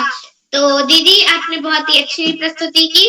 अब मैं आगे बढ़ती हूँ और आमंत्रित करती हूँ हमारे अध्यक्ष मंडल के हमारे प्रतिभागी मंडल के अंतिम प्रतिभागी मेरी बड़ी दीदी ओजस्वी को। तो क्या आप उपस्थित हैं? जी दीदी मैं उपस्थित हूँ। क्या आप तक मेरी आवाज आ रही है? जी बहन आपकी आवाज आ रही है। आपका विषय है कि गलती मान लेने से कोई छोटा नहीं हो जाता। जी धन्यवाद दीदी। सर्वप्रथम ज्ञानदायिनी माँ सरस्वती को मैं कोटिशा नमन करती हूँ। मेरा नाम ओजस्वी है, मैं कक्षा 5 में पढ़ती हूँ। मेरे स्कूल का नाम सेठानंदान जयपुरिया स्कूल है। मैं गौरी अमेठी उत्तर प्रदेश हूँ। जैसे कि आज भाषा कार्यशाला हो रही है तो उसमें मेरा आज का विषय है कि गलती स्वीकार करने से कोई छोटा नहीं हो जाता। हाँ, तो ये बात बिल्कुल सच है कि गलती स्वीकार करने से कोई छोटा नहीं हो जाता। जैसे कि बहुत बार होता है कि हम अपनी गलती को एक्सेप्ट नहीं करते और फिर दूसरे को हम लोग ब्लेम करने लगते हैं कि हाँ गलती मेरी नहीं थी, उसी की गलती थी, आप कभी उसे क्यों नहीं कहते हैं। तो फिर ये चीज गलत होती है। अगर हम अपनी गलती खुद स्वीकार कर ली कि हाँ ये मेरी गलती थी तो उसे करने से कोई छोटा नहीं हो जाता। जैसे मैंने बहुत बार देखा है, बहुत अक्सर जगहों पे देखा है कि लोग कहते हैं कि लोगों की ही गलती होती है, जिसकी गलती है तो वो हमेशा कहता है कि हाँ मेरी गलती नहीं है। फिर अगर कोई उसे सॉरी बोलने कहता है तो वो कहता है कि नहीं पहले सॉरी वो बोले जिसकी गलती नहीं है, तो फिर दूसरा पहले सॉरी बोले उसके बाद हम सॉरी बोलेंगे। तो ये बात बहुत ही गलत है। तो अगर हम अपनी खुद गलती स्वीकार कर लें तो उससे हम छोटे नहीं हो जाएंगे। इसी के साथ मैं अपनी वाणी को विराम देती हूँ। धन्यवाद। जी दीदी आपने बहुत ही सही बात कही कि यदि हम अपनी गलती को मान लेंगे तो हम छोटे नहीं हो जाएंगे। तो अब मैं आगे बढ़ती हूँ और आमंत्रित करती हूँ बाल प्रहरी के संरक्षक श्री श्याम पलट पांडे जी को। आप सादर आमंत्रित हैं। बहुत बहुत धन्यवाद, बहुत बहुत आभार प्रिय मंत्रिता। और आपने बहुत सुंदर संचालन किया, कुशल संचालन, आत्मविश्वास से भरा हुआ कुशल संचालन के लिए आपको बहुत बहुत हार्दिक बधाई। अपनी बात आगे बढ़ाने के पहले मैं आपसे अनुरोध करूंगा कि आप भी मंच पर आए और अपनी प्रस्तुति दें। आपको मैं विषय देता हूं, आपका विषय है, आप ग्वालियर की रहने वाली हैं, तो आपके शहर का नाम ग्वालियर क्यों और कब पड़ा? जी, जैसा कि मेरा विषय मतलब बहुत ही अच्छा है। मुझे लगता है कि मेरा विषय जो है वो साहित्य से जुड़ा हुआ है। तो मुझे ये तो अच्छे से नहीं पता कि कब पड़ा ग्वालियर नाम, लेकिन हमारे जो देश का नाम, हमारे शहर का नाम ग्वालियर इसलिए पड़ा क्योंकि यहाँ पे जो गालव ऋषि थे, गालव ऋषि की तपोभूमि है जो ग्वालियर है। तो जो गालव ऋषि थे, पहले हमने सुना होगा कि जो गांव के लोग रहते हैं उनके मुंह से कि ग्वालियर बोलते हैं, तो लेकिन अगर इसका हम लोगों ने सही उच्चारण किया जाए तो हमने इसे ग्वालियर कहा, क्योंकि जो गांव के लोग रहते हैं वो तो ग्वालियर बोलते हैं क्योंकि ये गालव ऋषि की तपोभूमि है। और इसका जो कब पड़ा तो ग्वालियर नाम ये तो मुझे नहीं पता, लेकिन उसमें हमारे ग्वालियर में इतना इतिहास है। और एक बात बताना चाहूंगी कि ग्वालियर का जो किला है वहां पर ही शून्य की खोज हुई थी। तो हमारे ग्वालियर को, वैसे ग्वालियर को मेरा नमन। और महारानी लक्ष्मीबाई का बलिदान भी ग्वालियर में ही हुआ था। ग्वालियर के गोपाचल पर्वत पर शून्य की भगवान श्री कृष्ण जो थे वो गैया चराने आते थे। और जो भगवान श्री कृष्ण, उन्हें तो मैं अपना भाई मानती हूँ, भगवान श्री कृष्ण ग्वालियर के गोपाचल पर्वत पर गैया चराने आते थे। और वो जो भगवान ने कहा भी है कि जो ग्वालियर का जो गोपाचल पर्वत है उसकी हमें पूजा करनी चाहिए, जैसे भगवान ने कहा है कि गोवर्धन की करनी चाहिए, वैसे ही जैसे जो ग्वालियर है उसमें ही महारानी लक्ष्मीबाई का बलिदान भी हुआ था। और ग्वालियर में बहुत सारा साहित्य भी है कि ऐसे ग्वालियर को मेरा नमन। और जो ग्वालियर है जहाँ पे तानसेन की सुर्खी नगरी भी कहा जाता है ग्वालियर को, कि जो तानसेन जो जब एक राग होता है, मैं संगीत सीखती हूँ लेकिन अभी ज्यादा नहीं, मैं फर्स्ट में ही हूँ, तो वो जब दीपक का राग गाते थे तो जो दीपक था वो अपने आप जल जाता था, इतनी अच्छी आवाज थी। और जब वो वर्षा का राग गाते थे तब जो वर्षा थी वो भी अपने आप ही आ जाती थी, मतलब जैसे एकदम बहुत तेज धूप हो रही है, लेकिन जैसे ही वो मेघ मल्हार गाते थे वैसे ही इतनी तेज बारिश आने लग जाती थी। मतलब ग्वालियर में इतने सारे लोग हैं और ऐसे ग्वालियर को मैं कोटि कोटि नमन करती हूँ। और हमारे ग्वालियर के पूर्व ग्वालियर से बहुत सारा साहित्य है। और ग्वालियर के पूर्व जो है वहाँ मतलब ग्वालियर के कोने कोने से साहित्य का दीपक जलता है, ग्वालियर के कोने कोने से। ऐसे ग्वालियर को मेरा नमस्कार और धन्यवाद। बहुत सुंदर प्रस्तुति। और आपने बताया कि गालव ऋषि ने वहां तपस्या की थी और इस कारण उसका नाम ग्वालियर पड़ा। लेकिन हमने सुना था कि वहां पर ग्वाल बाल इकट्ठा होते थे और उनका प्रभुत्व था, इसलिए उसका नाम ग्वालियर पड़ा। आपने ये भी बताया कि भगवान कृष्ण वहां पर एक पर्वत है जिस पर गाय चराने आया करते थे। ये बात उससे भी थोड़ी सी पुष्ट होती है, मगर ग्वालियर नाम कब पड़ा ये तो इतिहासकार ही बता पाएंगे। मैंने तो आपसे जस्ट ऐसे पूछा कि शायद आपके यहाँ स्कूल में बताया गया हो। वो बहुत सुंदर प्रस्तुत है, आपको दोहरी बधाई सुंदर संचालन के लिए और सुंदर प्रस्तुति के लिए।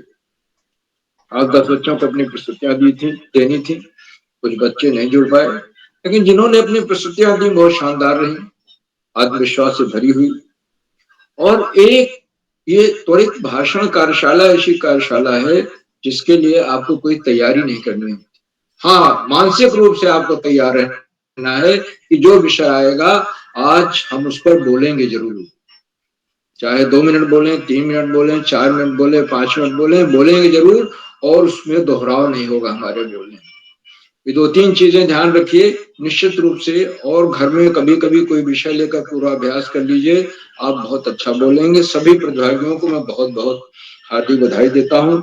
ध्रुव अंडोला सबसे आज कक्षा 3 के छात्र हैं, और उन्होंने मेरा प्रिय भोजन में मिष्ठान्न बताया, मिष्ठान्न में भी रसमलाई बताई। रसमलाई तो सभी बच्चों को प्रिय होती है, और भिंडी की सब्जी और रोटी बताई उनका प्रिय आहार है। ये थोड़ा आश्चर्यजनक लगा, बच्चों को भिंडी की सब्जी भी अच्छी लगती है, मगर अंडोला जी को अच्छी लगती है, और बहुत सुंदर प्रस्तुत दी। तो सभी को बहुत बहुत हार्दिक बधाई। आज की हमारी विशिष्ट अतिथि कुमारी शशि हैं, जो जुड़ नहीं पाई। उनका विषय है यदि मैं चिड़िया होती, तो अब वो अगर जुड़ जाएंगी तो अपने प्रस्तुत देंगी। मैं उन्हें अपनी शुभकामनाएं देता हूँ। आज के कार्यक्रम की अध्यक्षता कुमारी सोनी गौड़ जी कर रहे हैं, जो कक्षा 8 की छात्रा हैं सिद्धार्थनगर उत्तर प्रदेश से, और उनको भी अपनी प्रस्तुत देनी है। मैं उनके प्रति बहुत बहुत अपनी शुभकामनाएं, हार्दिक शुभकामनाएं देता हूँ और उनका स्वागत करता हूँ। आज के हमारे मुख्य अतिथि वरिष्ठ साहित्यकार आदरणीय डॉक्टर रामेश्वर प्रसाद सारस्वत जी हैं, जिन्होंने साहित्य के क्षेत्र में, बाल साहित्य के क्षेत्र में बहुत बड़ा काम किया है। और हम तो, हमारा परिचय उनसे बाद में हुआ, मगर उन्होंने 2021 में प्यारी सी गौरैया चिड़ैया पुस्तक में जिन कवियों ने गौरैया पर कविता लिखी थी उसका संचयन प्रकाशित किया। ये बच्चों के लिए बड़े रुचि की बात है। अगर आप कभी मंगाना चाहें तो मंगा सकते हैं, देख सकते हैं कि गौरैया पर कितनी सुंदर कविताएं आई हुई हैं। और 2022 में 555 बाल कविताओं का एक संग्रह उन्होंने प्रकाशित किया, बूंदों की चौपाल, जिसमें 201 कवियों की कविताएं सम्मिलित हैं। और उसमें हालांकि सारस्वत जी से मेरा कोई परिचय नहीं था, लेकिन मेरी एक कविता उन्होंने भी शामिल की है, कोयल भैया नीचे आओ। आपके 17-18 काव्य संकलन प्रकाशित हो चुके हैं, बहुत सारे सम्मानों से सम्मानित हो चुके हैं, वरिष्ठ साहित्यकार हैं और बाल साहित्य को नई दिशा दे रहे। तो ये बड़ा सौभाग्य है कि आज आप हमारे अतिथि हैं, पहले भी आए हैं, जुड़े हैं इन कार्यक्रमों से, और देखिए शुरू से आखिर तक बने हुए हैं, बच्चों को उत्साहित भी कर रहे हैं।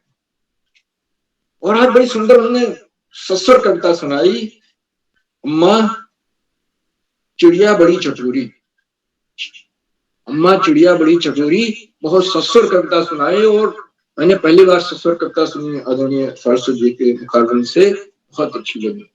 उस स्वर में मैं बहता रहा।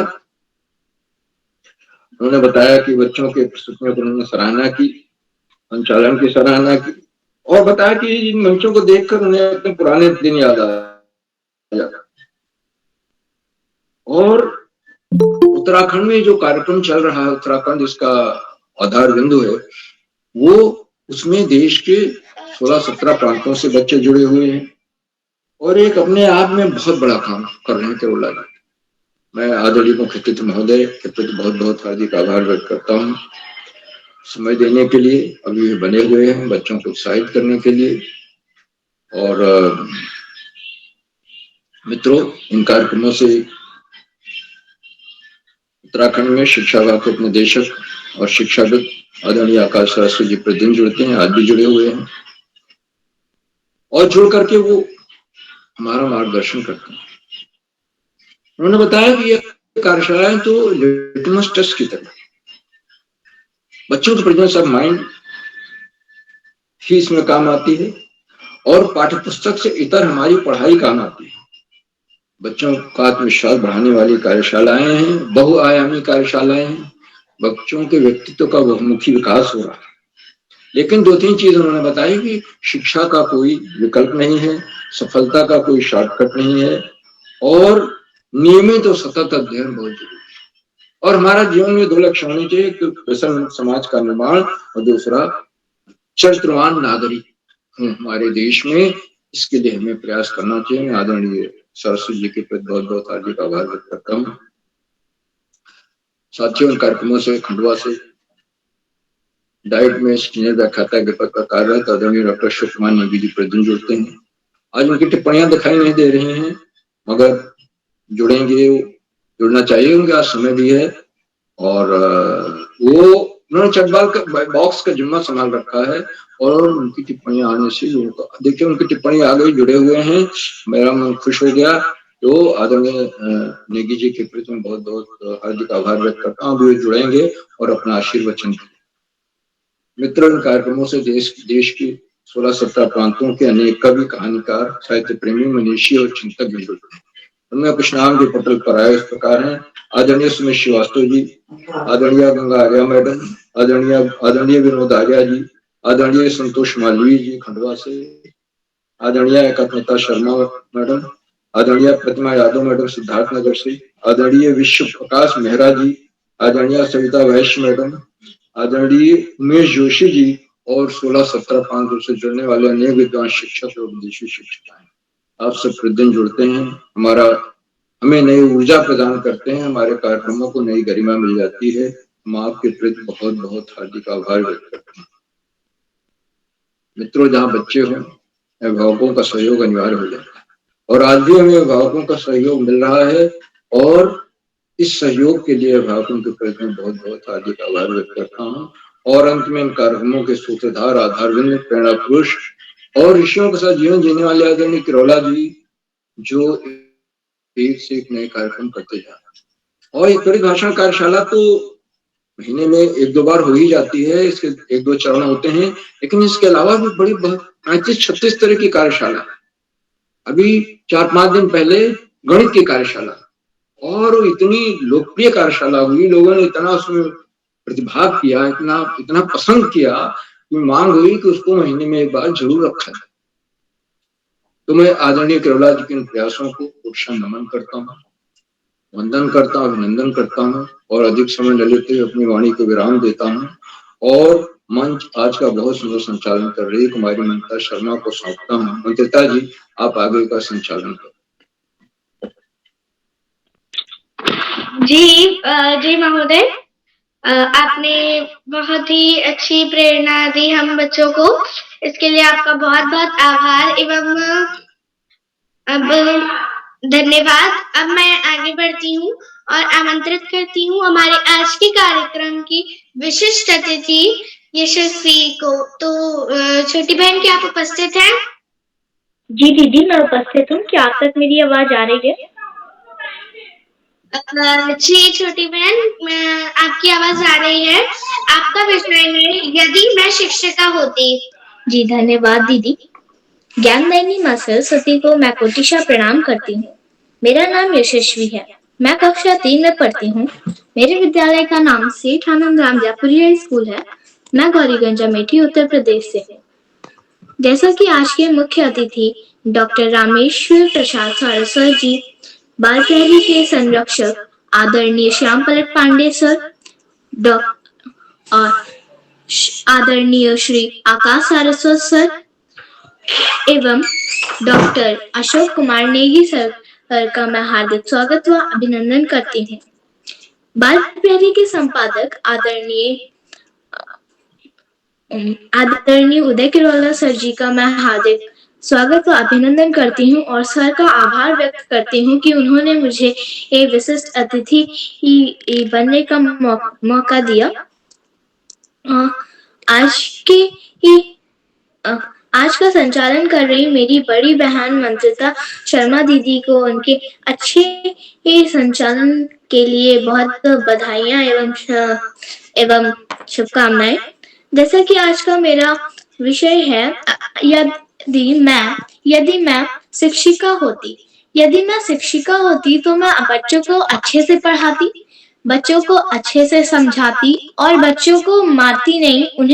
उन्होंने अगर वो कोई गलत काम करते तो उन्हें मैं मारती ना डांटती भी ना, मैं उन्हें प्यार से समझाती, क्योंकि बच्चे जो है मारते हैं। अगर डांटेंगे तो फिर वो जो है हमसे नाराज भी हो सकते हैं, और फिर हम जो है नाराज हो सकते हैं वो हमसे। तो फिर हमें उन्हें डांट के नहीं समझाएंगे, फिर हमें डांटना नहीं चाहिए बच्चों को। यदि मैं शिक्षिका होती तो मैं अच्छे से पढ़ाती, बच्चों को मारती ना, और उनको अच्छे से ही पढ़ाती। अगर मैं तो गणित की शिक्षिका अगर बनना चाहती, मैं शिक्षिका, तो फिर मैं गणित की शिक्षिका बनती, क्योंकि मेरी मैथ थोड़ी सी ही स्ट्रांग है, वरना वैसे उतनी नहीं। अगर मैं शिक्षिका होती तो मैं सबसे जरूरी मैं बच्चों को अच्छे से समझाती। धन्यवाद। जी दीदी, जी बहन, मैथ्स तो मुझे भी बहुत पसंद है। मतलब मम्मी जब भी बोलती है ना कि पढ़ने बैठ जाए, तो मैं बोलती हूँ कि मम्मी मैथ्स पढ़ा दो। मुझे मैथ्स बहुत पसंद है। तो आपने अपने विषय यदि मैं शिक्षिका होती इस पर बहुत ही अच्छे विचार व्यक्त किए, तो इसके लिए आपका बहुत बहुत धन्यवाद। अब मैं आगे बढ़ती हूँ और आमंत्रित करती हूँ हमारे आज के कार्यक्रम की अध्यक्षता कर रही मेरी बड़ी दीदी सोनी गौड़ को। तो दीदी, क्या आप उपस्थित हैं? जी बहन, मैं उपस्थित हूँ। दीदी, आपका विषय है कि गरीब व असहाय लड़कियों को कस्तूरबा गांधी स्कूल में प्रवेश लेना चाहिए। जी बहन, सर्वप्रथम माँ सरस्वती को नमन करती हूँ। मेरा नाम सोनी गौड़ है, मैं कक्षा 8 की छात्रा हूँ। मेरे विद्यालय का नाम केजी निधि जोगिया, जनपद सिद्धार्थनगर, उत्तर प्रदेश है। आदरणीय श्रीमान उदय पिरोला सर जी एवं आदरणीय श्रीमान आकाश सारस्वत जी एवं आदरणीय श्री श्याम पलट पांडे सर जी एवं आदरणीय श्री डॉक्टर अशोक कुमार नेगी सर एवं मुख्य अतिथि डॉक्टर रामेश्वर प्रसाद सारस्वत जी और सम्मानित अभिभावक एवं गुरुजनों को मेरा सादर प्रणाम। आज की विशिष्ट अतिथि कुमारी यशवी और आज की सुंदर संचालन कर रही मेरी छोटी बहन मंत्रिता शर्मा और मेरे छोटे बड़े भाई बहनों को मेरा ढेर सारा प्यार। जैसा कि आज का मेरा विषय है कि गरीब लड़कियों को कस्तूरबा विद्यालय में ही नामांकन करवाना चाहिए। जी हाँ, कस्तूरबा विद्यालय ही गरीब बच्चियों के लिए बना है। यहाँ पे वो सारी सुख सुविधा सुरक्षा है जो एक गरीब लड़की को ही देना चाहिए। बल्कि यहाँ पे तो ऐसी चीजों की भी उपलब्धियां हैं कि जो हमें मुफ्त में ही मिल जाती हैं, बिना पैसे के, और हमें यहाँ स्कूल में फीस भी नहीं देना पड़ता। यहाँ पे बहुत सारे सामान ऐसे मिलते हैं जो हमें मतलब हमारे उपयोग में आते हैं, और यहाँ की टीचरें भी बहुत अच्छा पढ़ाती हैं। यहाँ की पढ़ाई भी बहुत अच्छी होती है, और यहाँ पे बाकी अन्य विद्यालयों से यहाँ पे बहुत अच्छी सुविधा है। यहाँ पे तरह तरह अधिकारियों से मिलने का मौका मिलता है, उनसे बात करने का मौका मिलता है हम लोगों को, और भी बहुत सारी चीजें ऐसी हैं जो इस विद्यालय में आकर हम लोगों को जो पहले के मतलब विद्यालय थे उसमें नहीं मिलते थे, इसमें मिल रहे हैं। और यहाँ पे तमाम प्रकार की गतिविधियां भी करवाई जा रही हैं। तो मेरी सलाह ये है कि गरीब बच्चियों को ऐसे ही विद्यालय में नामांकन करवाना चाहिए और ऐसे विद्यालय में ही पढ़ना चाहिए, क्योंकि गरीब बच्चियां होती हैं कि पैसे की वजह से अशिक्षित रह जाती है, जबकि कस्तूरबा विद्यालय ऐसे ही बच्चों के लिए बना है जो गरीबी से ग्रस्त हैं, जो पढ़ाई नहीं कर सकती, उनके लिए ही कस्तूरबा विद्यालय बनाया गया है। यहाँ पे सारी चीजों की सुविधा है उनके लिए। तो मेरी सलाह यही है कि गरीब बच्चियों को कस्तूरबा विद्यालय में ही नामांकन करवाना चाहिए। इन्हीं शब्दों के साथ मैं अपने बारी को विराम देती हूँ। जी धन्यवाद। दीदी, आपने बहुत ही सुंदर प्रस्तुति दी, अति उत्तम। मैं आगे बढ़ती हूँ और हमारे आज के छूटे हुए साथियों का आमंत्रित करती हूँ। तो हमारी पहले छूटी हुई साथी हैं मेरी बड़ी दीदी हर्मिका वर्मा। तो दीदी, क्या आप उपस्थित हैं?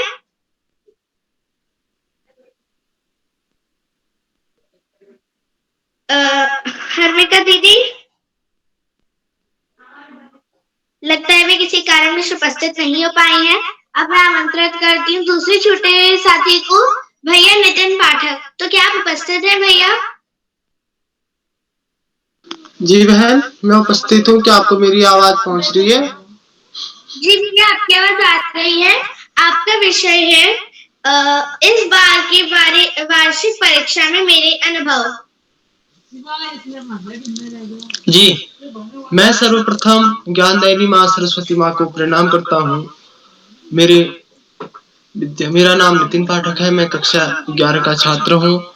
मेरे विद्यालय का नाम अटल उत्तर श्री माँ काली राजकीय इंटर कॉलेज गंगुली हाट पिथौरागढ़ है और मेरा विषय है मेरी वार्षिक परीक्षा में मेरे अनुभव। तो मेरे जो वार्षिक परीक्षा में मेरे अनुभव हैं, जब भी मैंने परीक्षा दी तो मुझे बहुत अच्छा लगा, क्योंकि जब भी मैं कोई भी चीज घर से पढ़ के गया तो वह चीजें वार्षिक परीक्षा में भी आई थी, जिससे मुझे लिखने में बहुत आसानी हुई और मैंने हर चीजों को उसमें लिखा।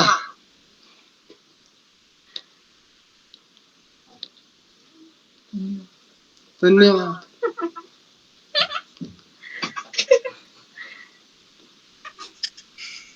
जी भैया, आपने बहुत ही अच्छी प्रस्तुति दी। तो अब मैं आमंत्रित करने जा रही हूँ श्री डॉक्टर अशोक कुमार नेगी जी को। आप सादर आमंत्रित हैं, डॉक्टर अशोक कुमार नेगी जी। हाँ मंत्रिता जी नमस्ते। मंत्रिता जी, आपको मेरी आवाज आ रही है? जी, आपकी आवाज आ रही है। मंत्रिता जी, सबसे पहले तो दोस्त आपको ढेर सारी बधाइयाँ, बहुत सारी शुभकामनाएं। आपने बहुत ही शानदार संचालन किया कार्यक्रम का। आज का जो बाल प्रहरी का अंक है 627वां ऑनलाइन बाल प्रहरी अंक है और इस कार्यक्रम में आदरणीय उदय किरोला सर के करकमलों से त्वरित भाषण कार्यशाला के रूप में मुख्य अतिथि स्वीकार कर रहे आदरणीय डॉक्टर रामेश्वर प्रसाद सारस्वत जी, जो साहित्यकार सहारनपुर उत्तर प्रदेश से हमारे भी सक्रिय सहभाग कर रहे हैं। आपका बहुत अभिनंदन, आभार और धन्यवाद ज्ञापित करते हैं। आज के कार्यक्रम की विशिष्ट अतिथि कुमारी यशस्वी जी, जो कक्षा 3 की विद्यार्थी हैं, उससे आनंद राम जयपुरिया स्कूल गौरीगंज अमेठी उत्तर प्रदेश से। आपका बहुत अभिनंदन है दोस्त, आपने अपने संबोधन में बहुत महत्वपूर्ण बातें रखी। आज के कार्यक्रम की अध्यक्षता कर रही हमारी दीदी कुमारी सोनी गौड़ जी, जो कक्षा 8 की विद्यार्थी हैं, कस्तूरबा गांधी आवासीय बालिका विद्यालय जोगिया सिद्धार्थ नगर उत्तर प्रदेश से।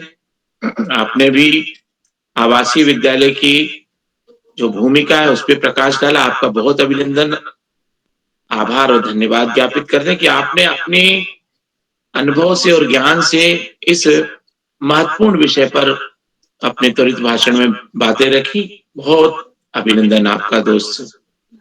और आज के प्रतिभाग करने वाले दोस्तों में हर्षिता जी, नितिन पाठक भैया जो अभी अपनी बात रख रहे थे परीक्षा से संबंधित, पूजा पांडे जी, हर्मिका वर्मा जी उपस्थिति प्रदान नहीं कर पाई हैं किसी कारण से, हिमांशी रोतेला जी, प्रियांशी बिस्ट जी, ध्रुव अंडोला जी, मुस्तकिन शेख जी, षष्ठी आर्य जी और ओजस्वी जी।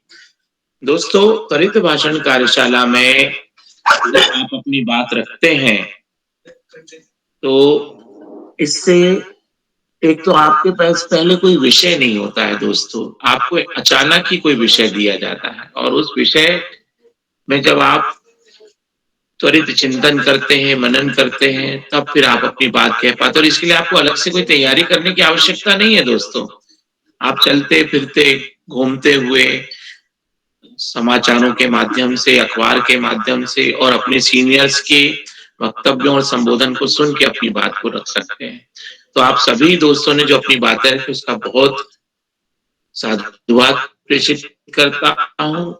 आप इसी तरह से बाल प्रहरी प्रेम और स्नेह बनाए रखें। आज के कार्यक्रम में हमारे वरिष्ठ मार्गदर्शक आदरणीय आकाश सारस्वत सर, आदरणीय श्याम पलट पांडे सर, आपके उपस्थिति, आपका स्नेह और आपका आशीर्वाद बाल प्रहरी के सभी सम्मानित सदस्यों और मंच आसीन नन्हे मुन्ने दोस्तों सभी पर यूं ही बना रहे और आपकी उपस्थिति को मैं प्रणाम निवेदित करते हुए कोटि से अभिनंदन, आभार और धन्यवाद ज्ञापित करता हूं। और इस पूरे कार्यक्रम की आयोजना वाले सूत्रधार आदरणीय उदय किरोला सर, जो ऋषिवत तपश्चर्या में निरंतर लीन है, आपको भी मैं कोटि से अभिनंदन, आभार और धन्यवाद ज्ञापित करता हूं और प्रणाम निवेदित करते हुए एक बार पुनः मैं मंत्रिता जी के सुंदर संचालन और सुंदर अभिव्यक्ति को साधुवाद प्रेषित करते हुए अपनी वाणी को विराम देता हूं। बहुत बहुत आभार, धन्यवाद, शुभ रात्रि मंत्रिता दीदी। जी आपको भी रात्रि एवं आपका धन्यवाद कि आपने चैट बॉक्स के माध्यम से तो बच्चों का मनोबल बढ़ाते ही हैं, लेकिन अंत में आप पूरे कार्यक्रम का एक अपने वाणी के माध्यम से एक पूरे कार्यक्रम की माला में, जैसे कार्यक्रम में जब हम सब बच्चे आते हैं वो एक एक फूल है और उस अंत में जब हम आते हैं तो उन फूलों की माला बनाते बनाते कभी चैट बॉक्स को लिया, कभी चैट बॉक्स के माध्यम से, है ना, ऐसे करके आप हम बच्चों के की एक माला बनाते हैं और फिर वो माला हम बच्चों को साथ में अपनी वाणी के माध्यम से पहनाते हैं। इसके लिए आपका बहुत बहुत धन्यवाद।